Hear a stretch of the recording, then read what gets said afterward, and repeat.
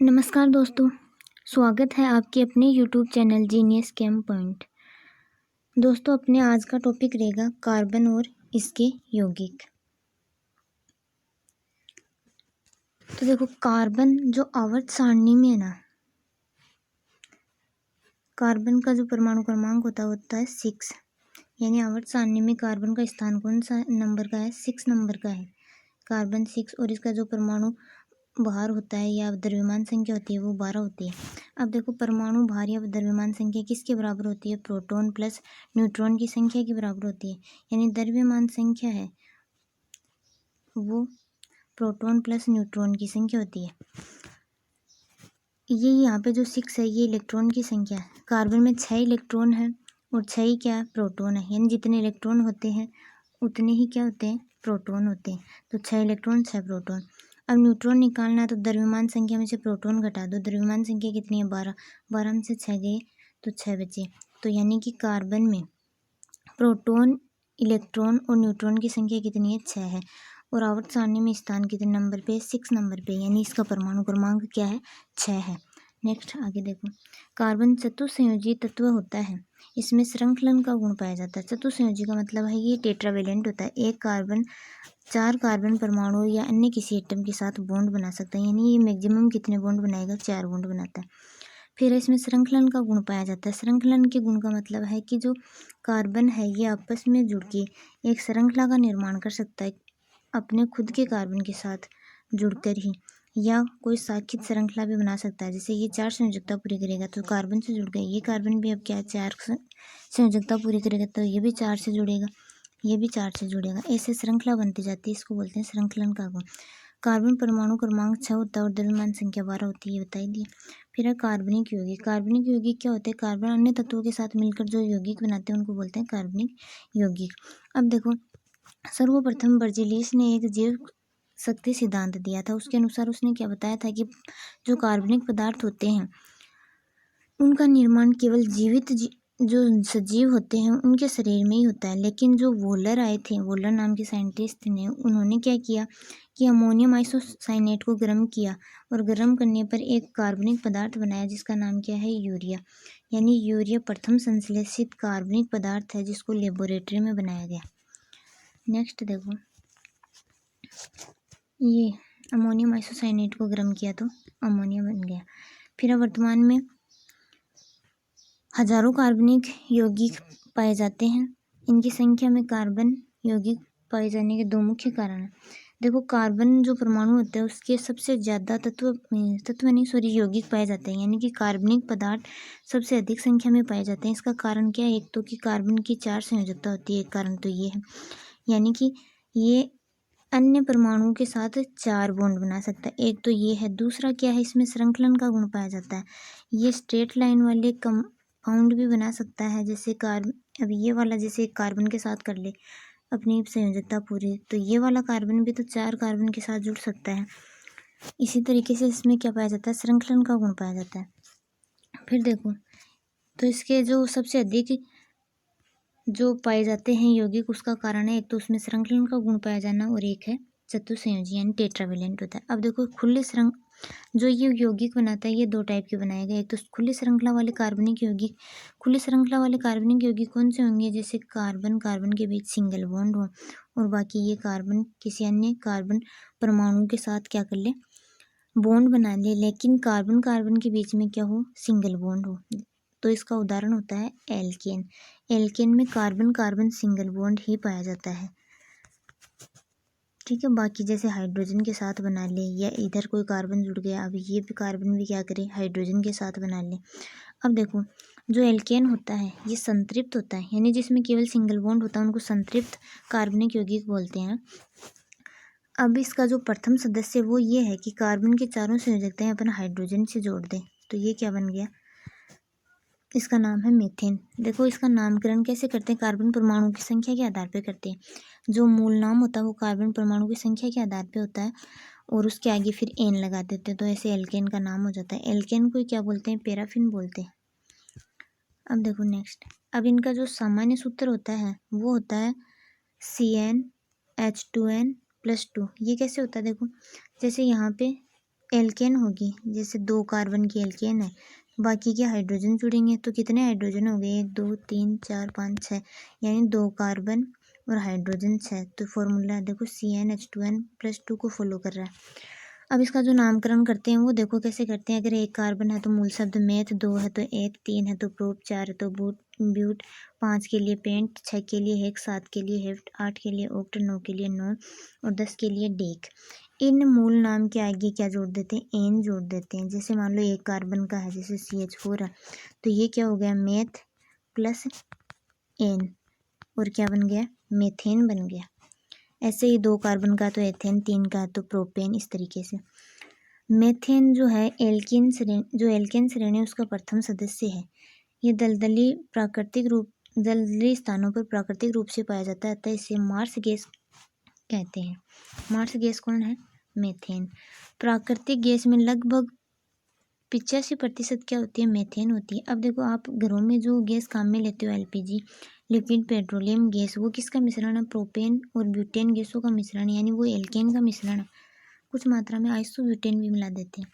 अब जो एल्केन होते हैं, ये जो लोअर एल्केन होते हैं वो गंधहीन होते हैं।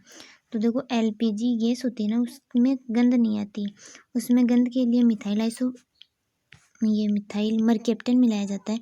जो गंध और स्मेल आती है वो मरकेप्टेन की आती है, ना कि प्रोपेन और ब्यूटेन की। उसके बाद इसका जो सेकंड सदस्य है वो है एल्कीन, या इनको बोलते हैं ओलिफिन। एल्कीन में देखो कार्बन कार्बन के बीच में डबल बॉन्ड पाया जाएगा। अब यहाँ कार्बन कार्बन के बीच में डबल बॉन्ड पाया जा रहा है, तो मैक्सिमम 4 संयोजकता बना सकता है। तो 2 तो कार्बन के बीच में बन गई, तो 2 और बॉन्ड बना सकता है। इसको बोलते हैं एल्कीन। अब देखो ये असंतृप्त है। ऐसे ही अगर कार्बन कार्बन के बीच में ट्रिपल बॉन्ड है, अब ये एक एक संयोजकता और बनाएगा, तो इसको बोलते हैं एल्काइन। ये दोनों ही क्या है, असंतृप्त है, जबकि एल्केन क्या है, संतृप्त है। अब इसका जो सामान्य सूत्र होता है वो होता है CnH2n। इसका जो प्रथम सदस्य होता है वो होता है C डबल बॉन्ड C, और ये H, ये H, ये H और ये H, यानी CnH2n को फॉलो कर रहा है। और अगर इसकी जगह एल्काइन हो गया होता तो होता CnH2n-2 हो जाएगा उसका, एल्काइन का। अब जो इसका जो प्रथम सदस्य है एथीन, इसका उपयोग फलों को पकाने के लिए किया जाता है। तो कई बार क्वेश्चन आ जाता है कि फलों को पकाने वाला रसायन कौन सा है, तो क्या है, एथीन। नेक्स्ट देखो एल्काइन। एल्काइन क्या होता है, जिसमें कार्बन कार्बन के बीच में क्या पाया जाता है, ट्रिपल बॉन्ड पाया जाता है, उसको बोलते हैं एल्काइन। अब इसका जो प्रथम सदस्य है वो क्या है, एसिटिलीन है। एसिटिलीन या एथाइन भी बोलते हैं इसका। इसका जो सामान्य सूत्र होता है वो CnH2n-2 हो ही गया। नेक्स्ट देखो ये तो हो गए खुली श्रृंखला वाले। अब बंद श्रृंखला वाले यौगिक कौन से होंगे, जैसे कार्बन आपस में जुड़ के क्या एक वलय का निर्माण कर ले, तो इसको बोलते हैं बंद श्रृंखला वाले।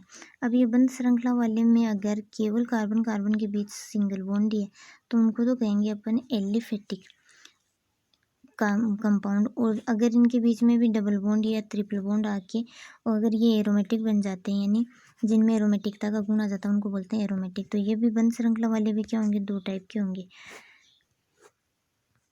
अब देखो जो ये कार्बन है, यदि वलय में कार्बन हाइड्रोजन परमाणु के अलावा अन्य तत्व जैसे सल्फर, ऑक्सीजन, नाइट्रोजन आदि तत्व आ जाते हैं, तो इनको विषम सक्रिय यौगिक, यानी कि जैसे ये है, इसको बोलते हैं फ्यूरेन। अभी साइक्लिक कंपाउंड में हेटेरो एटम क्या आ गया, ऑक्सीजन आ गया, तो ये हो गया हेटेरोसाइक्लिक कंपाउंड या विषम सक्रिय यौगिक। अब देखो ये जो साइक्लिक कंपाउंड होते हैं ये भी 2 टाइप के होते हैं। एक तो होते हैं एलिसाइक्लिक, जैसे मैंने आपको बताया था ना कि केवल जैसे यही है 4 कार्बन का यौगिक है, ये जो कोने हैं ये कार्बन को दर्शाएंगे। बाकी यहाँ पे देखो इसकी जो स्ट्रक्चर है वो ये है CH2 CH2 CH2 CH2 ये। अब देखो 4 कार्बन है तो ब्यूटेन होगा। अब ये साइक्लिक स्ट्रक्चर है तो इसका नामकरण करेंगे तो लिखेंगे साइक्लोब्यूटेन। ऐसे 6 कार्बन की श्रृंखला है तो उसको कहेंगे साइक्लोहेक्सेन। अब देखो एक होते हैं एरोमेटिक। एरोमेटिक यौगिक कौन से होते हैं, ये विशेष गंध वाले होते हैं और इनमें अनुनाद पाया जाता है। जैसे बेंजीन है, जैसे 6 कार्बन की है, इसमें कार्बन कार्बन ये है, इसका नाम बेंजीन है, ये एरोमेटिक होता है।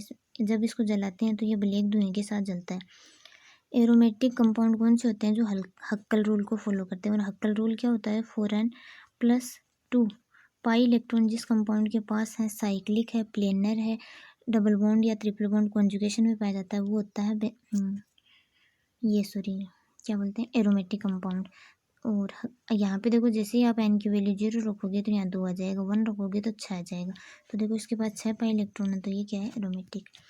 नेक्स्ट है कार्बन के अपरूप। अब देखो कार्बन के भी अपरूपों को भी भौतिक गुणों के आधार पर 2 प्रकार से बांटा गया। एक तो होते हैं क्रिस्टलीय, एक होते हैं अक्रिस्टलीय। क्रिस्टलीय में आएगा हीरा, ग्रेफाइट और फुलरेन। अक्रिस्टलीय में आएगा काजल, कोयला, चारकोल वगैरह।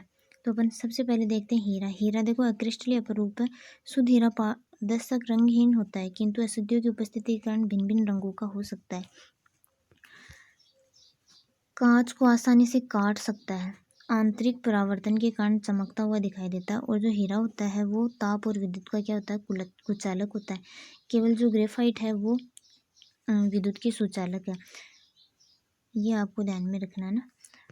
बाकी और ग्रेफाइट जो विद्युत की सुचालक होती है उसका कारण कि इसमें मुक्त इलेक्ट्रॉन पाए जाते हैं। ग्रेफाइट का उपयोग पेंसिल और शुष्क स्नेक के रूप में मशीनों में किया जाता है। उसके बाद है चारकोल।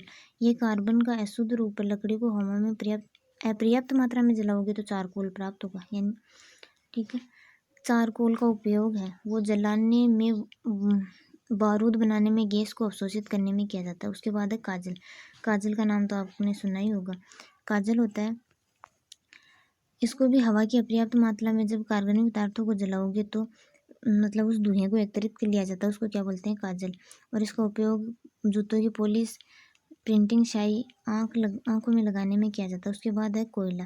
देखो कोयला इम्पोर्टेंट है, ये भी कार्बनिक यौगिक है और ऊर्जा का क्या है, नवीनीकरण स्रोत है। कार्बन की, अब देखो कार्बन की जो मात्रा है उसके आधार पर कोयला 4 टाइप का होता है। एक तो होता है बिटुमिन से जो सामान्य कोयला होता है। एक होता है सबसे ज़्यादा कार्बन जिसमें पाया जाता है वो होता है एंथ्रेसाइट। इसमें 98% तक कार्बन पाया जाता है। लास्ट ईयर मतलब जो पहले रीट की एग्जाम हुई थी उसमें ये आया भी था कि सबसे उच्च कोटि का कोयला एंथ्रेसाइट। लिग्नाइट होता है बुरा कोयला। और सबसे निम्न स्तर का कोयला होता है पीट कोयला। तो सबसे निम्न स्तर का पूछे तो पीट, और सबसे उच्च स्तर का पूछे तो एंथ्रेसाइट। ये था अपना आज का टॉपिक कार्बन और उसके यौगिक। आज अपन इतना ही देखेंगे।